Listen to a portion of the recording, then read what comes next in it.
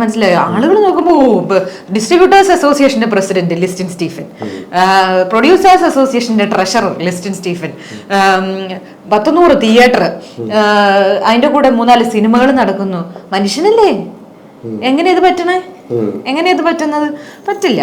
അപ്പൊ എന്താ, പുള്ളി അവിടെ ഡമ്മിയാക്കി വെച്ചുകൊണ്ട് സിയാദ് വോക്കറാണ് പ്രൊഡ്യൂസേഴ്സ് അസോസിയേഷനും ഡിസ്ട്രിബ്യൂട്ടേഴ്സ് അസോസിയേഷനും ഭരിക്കുന്നതെന്ന് പറഞ്ഞൂടാ, സകല അഴിമതികളും കാണിക്കുന്നു.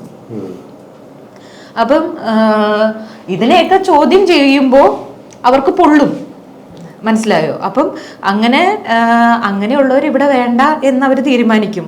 അങ്ങനെയാണെങ്കിൽ നിങ്ങളും അവിടെ വേണ്ട എന്ന് നമ്മളും തീരുമാനിക്കും. അത്രേ ഉള്ളൂ. ഈ മലയാള സിനിമയിൽ ഒരു 2000-ൽ അധികം സിനിമകൾ വന്നിട്ടുണ്ടാവും. ഈ KFPA പ്രൊഡ്യൂസേഴ്സ് അസോസിയേഷനിൽ വോട്ട് ചെയ്യാൻ കഴിയുന്നത് എത്ര പ്രൊഡ്യൂസർമാർക്കാണ്? 316 പേർക്ക്. അതെന്താ അങ്ങനെ? അതിന്റെ കാരണം ഈ 316 പേരിൽ തന്നെ ഒരാൾക്ക് തന്നെ 4 വോട്ട്, 5 വോട്ട്, 3 വോട്ട് ഇങ്ങനെയാണ്.